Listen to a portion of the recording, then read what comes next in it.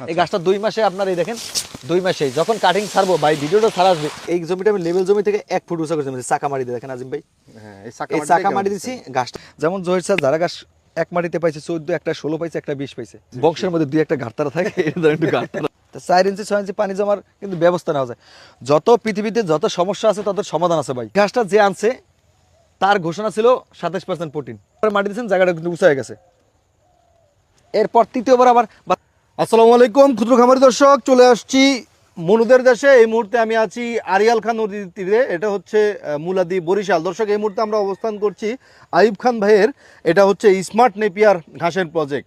এটা হচ্ছে বাংলাদেশের এখন বর্তমানে সবচেয়ে হাই প্রোটিন ঘাস। এই স্মার্ট নেপিয়ারের পাশাপাশি কিন্তু এখানে এখন বর্তমানে বাংলাদেশের বহুল আলোচিত গুয়াতিমালার চাষও করতেছে একই খাতে। যে দেখতে পাচ্ছেন যে এই দুই পাশে সারিবদ্ধভাবে স্মার্ট নেপিয়ার আছে, মাঝখানে আছে গুয়াতিমালা।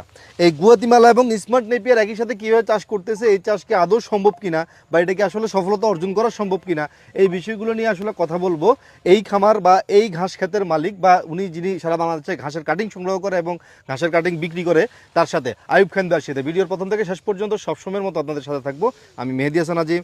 আশা করি আপনারা আমার সাথে থাকবেন। আর যারা এখন পর্যন্ত আমাদের চ্যানেলটি সাবস্ক্রাইব করেননি, অনুগ্রহ করে চ্যানেলটি সাবস্ক্রাইব করে নেবেন আর পাশে থাকা বেল আইকনটি আস্তে করে